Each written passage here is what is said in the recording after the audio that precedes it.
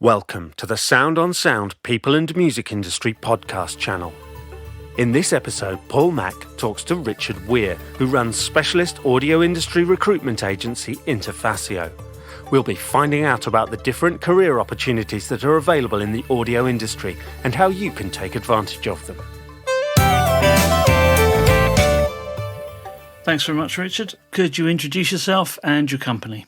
Okay, so my name is Richard Weir. I've been managing Interfacio since 2002, which I set up after spending 16 years in sales and marketing and general management in the audio and music technology products field. We set out to provide a specialist recruitment service for the audio media technology industry.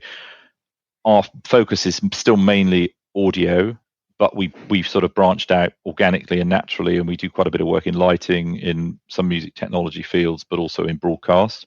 And we provide a sort of industry-informed expert recruitment and executive search service, mostly for manufacturers, although we do work for other companies and organizations in the industry. We sometimes would work for a distributor or an integrator, or even a production company, but the majority of what we do is working for manufacturers, recruiting a variety of roles from technical, commercial, management, business orientated, entry level and very senior level. What do you see as growth areas in pro audio and music tech? Well, I mean, this has become a bit of a sort of favorite topic, I think, for a couple of years now. Instinctively, the reaction is, live events is hot and is busy and has got a lot of investment, and there's a lot of growth intrinsically through what manufacturers and other production related companies are doing in that area.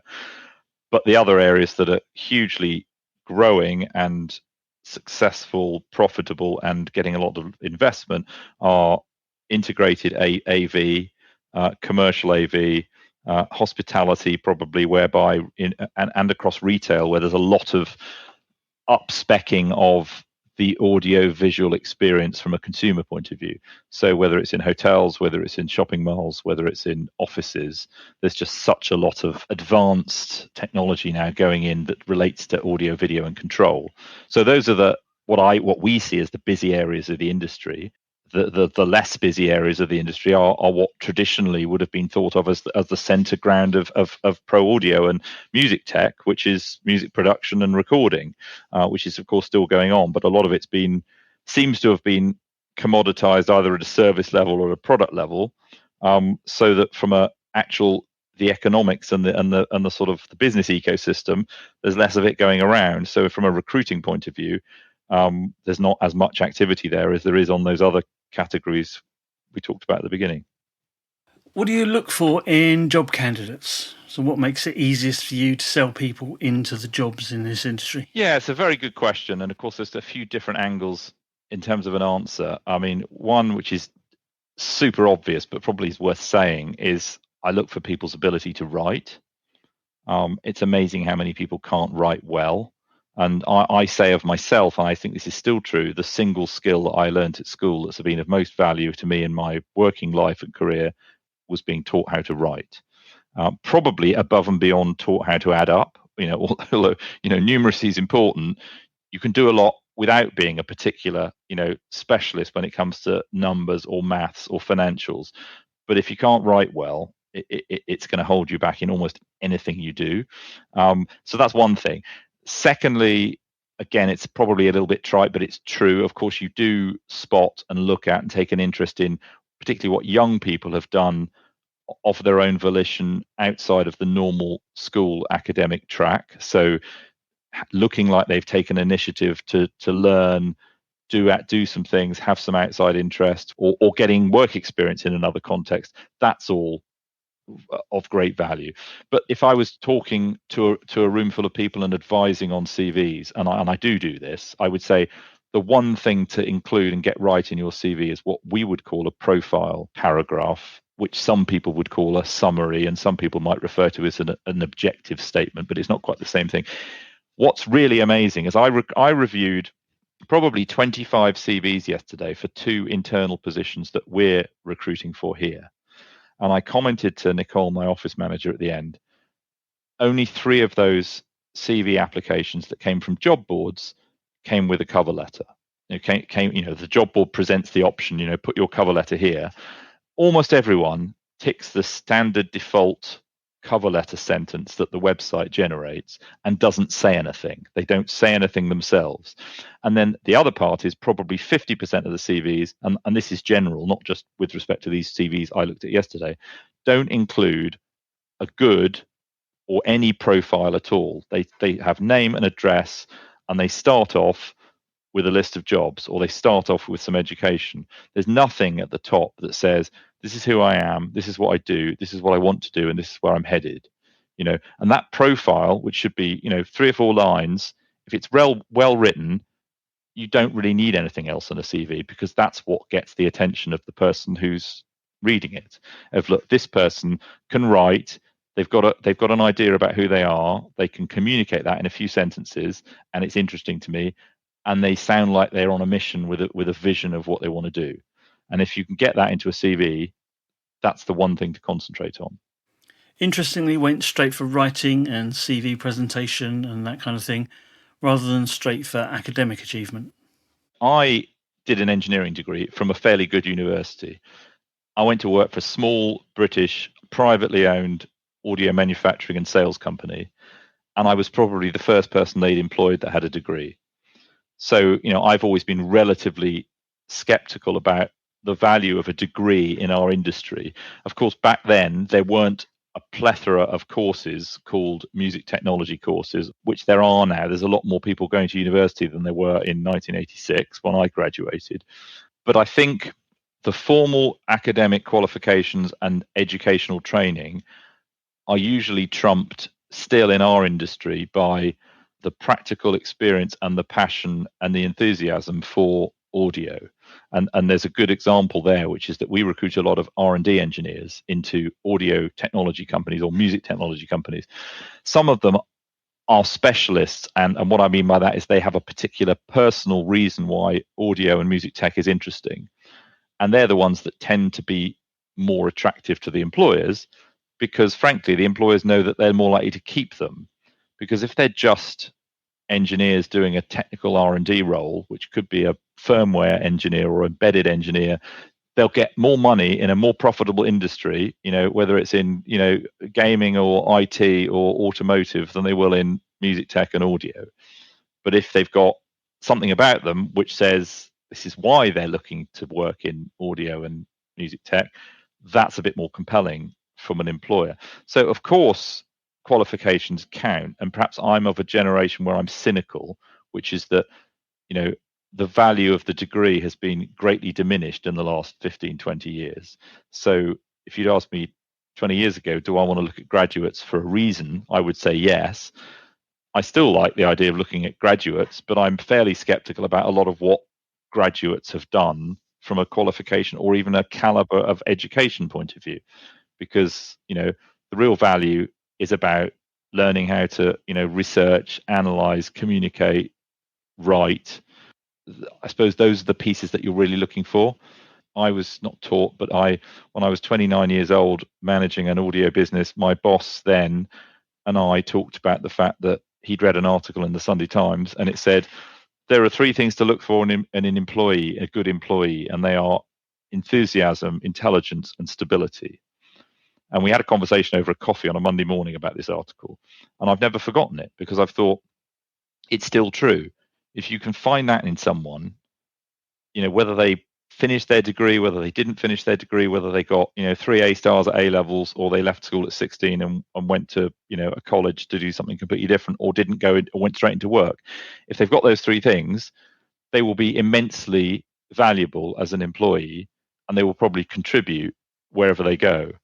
But if they haven't got one of those 3 things, they will struggle. I think anybody can be a valuable employee, but the piece that makes them valuable is not what they study, it's their attitude and their general competencies around sort of intellectual behavior, I suppose. So I think that's my perspective, and I think our industry still buys passion and enthusiasm over academic credentials. There's a feeling that a lot of the industry is made up of people who started off as wannabe musicians and ended up in technical roles. People who've started with a shared creative experience rather than an academic one. Good careers seem to start with enthusiasm and an interest in audio and music.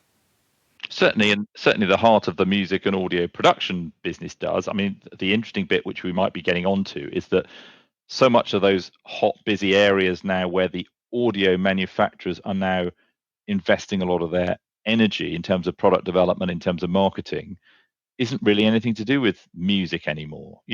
Look at great example, Shure, you know, almost the most iconic audio brand there is, with a product that's still probably, as an enormously significant part of its revenue is one microphone, which most vocalists are seen using on stage all around the world. But the biggest growth area of their business is commercial systems. And if you look in their commercial systems business, where they're selling conference systems, audiovisual integrated control and conference systems, that's not really about music. It's about voice. It's about corporate boardrooms. It's about sound in business environments. So that thing where it all started out because people were interested in music and audio and the failed musician analogy. I think I was a step before a failed musician. I think I wasn't even trying to be a successful musician. I am a musician, but I didn't go into this industry because it was music.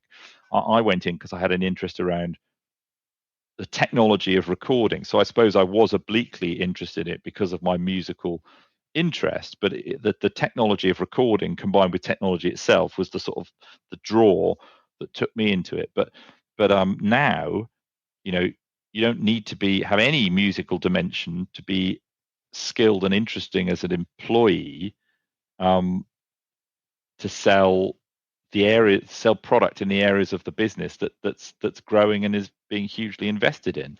And I know that your audience in Sound on Sound is much more, still the traditional music technologist, bedroom music producer, writer, composer, DJ.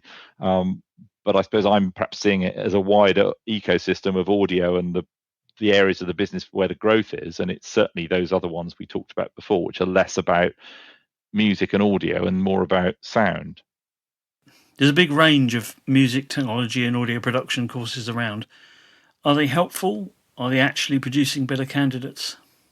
I suppose the good academic institutes and the better courses teach some really good things. They teach, not just technical knowledge or industry business knowledge, but they teach about behaviors. They teach about the basic, things of how to communicate, how to, be effective at work.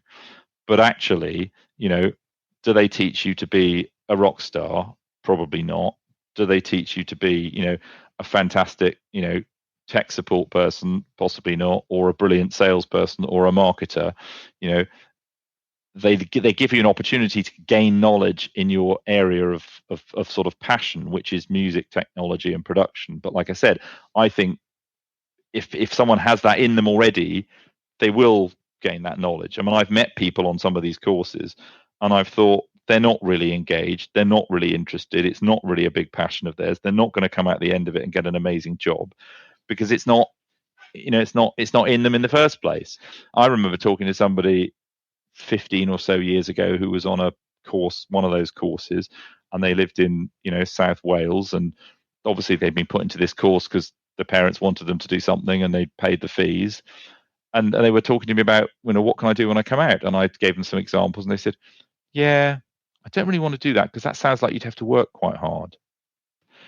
I mean, it's probably compounded by the fact that the industry is still largely managed and owned by people like me, old farts who have a different experience of education and academia and have the same sort of cynical view, which is that, what's the value of a degree or a qualification in audio or music technology or production?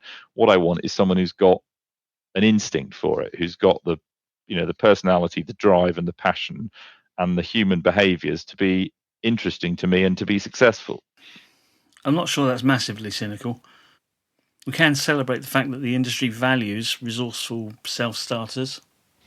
Yeah, I mean, let's face it. There are two or three types of employer for someone who wants to get into the industry. There's the production side of things, the creative environment, the production environment, and those roles are still rarely hired on, academic qualifications. They're hired on, luck or who you know or personality, and you might have to go and work somewhere and not get paid for a year just to get your foot in the door. There are business roles and there are technical engineering roles. The problem probably back then and still now is how to find qualified engineering talent, people who can design product or write software. That's still highly degree qualification based. And certainly Jo, who works in our team and spends her 100% of her time focusing on research and development engineers, doesn't generally work with complete entry level role requirements, but occasionally does. But it's certainly true that, engineering qualifications, a good science-based degree, a good engineering degree from a good school are absolutely recognized and valued. We have a client in Europe who will say to us they will reject candidates and CVs because they didn't go to the right school. They didn't go to the school that was prestigious enough from a science or a physics or an acoustic engineering standpoint. Most of our clients and employers are less fussy than that, but certainly when it comes to hiring R&D people, they need R&D qualifications. And I think the plethora of music technology courses have contributed to a blurring of the line and the definition between sort of creative production and science-based engineering, because there are still really good proper engineering courses out there, but they're nothing to do with music and audio electronics. They're engineering degrees. So I suppose if there is an area where the qualification thing is key, it's engineering and design, where it absolutely is. But more and more, the specialty qualifications are not being looked at as anything to do with lighting or audio or music. They're pure engineering or science disciplines where they have to have the academic rigor and the scientific rigor to be able to do the disciplined technical work. And that's probably true in acoustics as well, because the serious speaker companies are looking for acoustics, qualifications and graduates, and that's fairly high science. What do you think of the unsung roles or careers in the industry that people might not normally consider at graduate level? We probably take a lot of this for granted because it's the area we work in, and it's also the area I've worked in sort of in my career. But I mean, it's almost simple enough to say anything to do working for manufacturers of products. It's not just about going out into the world and getting a job on stage playing, getting paid to play or mix or make records. If you love that stuff, you can be involved in selling it, in designing it, in marketing it, talking to customers, developing products. It's hugely rewarding. Obviously, depending on what your motivations in life are, you can go into a business and sales career, and the opportunities there to do well from a financial point of view are good. But from a creative point of view, you can work with products and be developing and designing and inventing the next generation of music tech or audio product solutions, and that's an amazingly valuable and rewarding career path.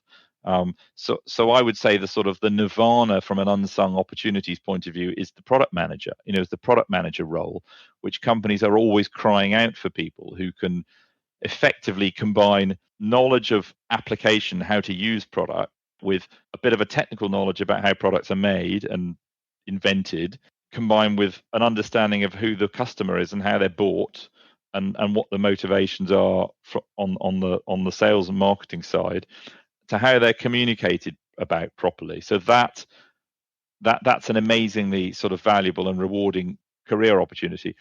A common track into things like that is the sort of technical support or the product specialist role, where you might start working in a music shop, but you might be able to then move into a role where you work for a manufacturer and you are the product specialist. You're doing phone-based support, or you're doing on-site based support, and that might move you into a role where you're doing technical sales, or move into marketing and product development and product management. So I would say those are lots of opportunities which are exciting and engaging, but they're not performing every day on stage or getting paid to make records. It's that sort of line between the business end and the sort of industry end, if you like. But I think not enough is understood and known about that. And we've talked in sessions at NAM and other events about this, about just communicating about the sort of opportunities that exist on the music and audio product side of the business. Last, what do you think is the most valuable knowledge asset at the moment? The one skill that we in our team are constantly saying people need to have is, whatever technical knowledge they themselves are proficient or comfortable, but it's knowledge and understanding around networking. Networking is everywhere now. It's in audio, it's in music tech, it's in AV. And to try and look for a job, whether you're 40, 50, 20 or 30, and not have any networking sort of cognizance is increasingly going to be restrictive, I think, just because it's more and more at the heart of all technology. I mean, look at interoperability around Avid and Pro Tools and how all that stuff works now. Look at how Juice, works. Look at how some of these new intelligent, music production platforms are working and thinking. It's all leveraging cloud, open source, things talking to each other. So those areas of technical understanding and knowledge are probably the hot buzzwords for the next 10 years plus, until the thing that hasn't been invented yet comes along. Paul Mack was talking to Richard Weir of recruitment agency Interfacio. We hope you enjoyed the Sound on Sound podcasts. Tune in for another episode very soon.